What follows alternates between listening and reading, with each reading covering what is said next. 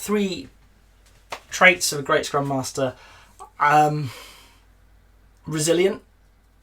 So somebody who is going to get knocks. As a Scrum Master, you're going to do things that people don't like, and you need to be able to pick yourself up, dust yourself off, and go again. If you know it's right, you need to keep going at it.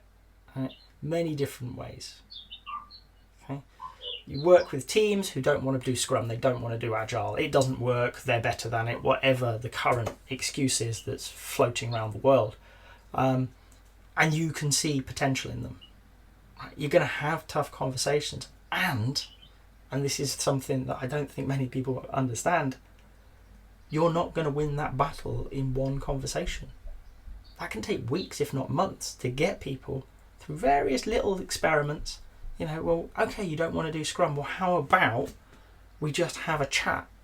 Once a day, let's realign. Take 10, 15 minutes, that's all I'm asking, to make sure we're working on the most important thing.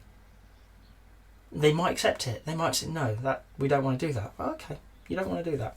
All right then. And you come back tomorrow and you say, well, okay, you don't want to do that, and I appreciate that, but how about we update each other in Slack just to let everybody know where we are?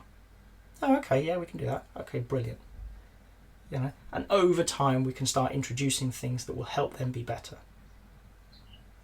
Okay. You need the resilience to keep coming back.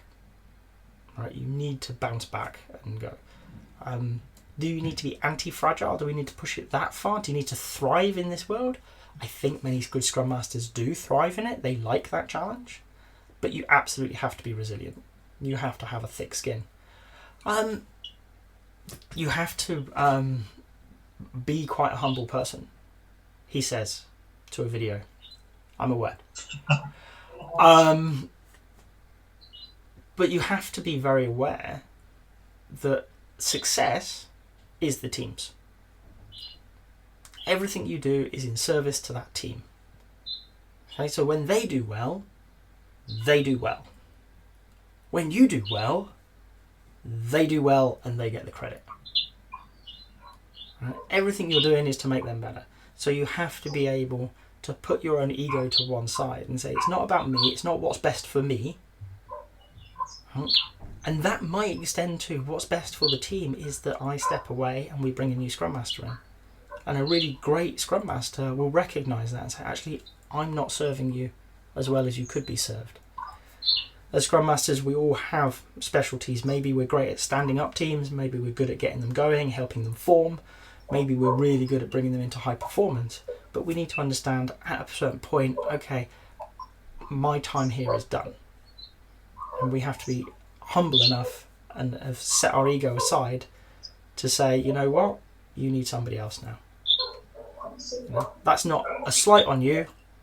That's understanding you've done your job as a Scrum Master. Right? It's the next stage in that team's journey, and they need somebody else to help them in that journey. So, resilience and a level of humility. What else? Empathy. You need to get it. You need to get where people are coming from, and we need to be really clear the difference between empathy and sympathy. Empathy is understanding somebody. Sympathy is joining them. Okay? I've no time for sympathy in the professional world. If somebody's feeling bad, it does not help climbing in the hole with them and having a cry. Saying, okay, I can see you're in a bit of a hole, and I understand that feels bad. How do we move you forwards? That's useful. Okay? You can be empathetic without being sympathetic. Okay? Teams will complain. They will moan. This doesn't work. They don't do their job. And you can either sit there with them and have a whinge, or you can say, you know what? Yeah, you're absolutely right. It sucks. Yeah? Okay. Are you going to do anything about it? So you need to use that empathy to let people understand that you do understand them, but also to get them to move forwards. People want to be heard. They want to feel understood. Great developers want to do stuff. And your role as a Scrum Master there is really to say, okay, you've been heard. You've been understood. Okay? But I'm not letting you stop at that point. I know you can be better. So the director isn't doing what you want. Okay. Yeah.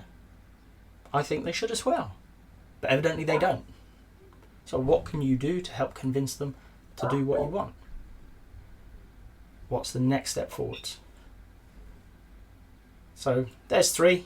It's not necessarily the most common 3, but resilience, humility, and empathy.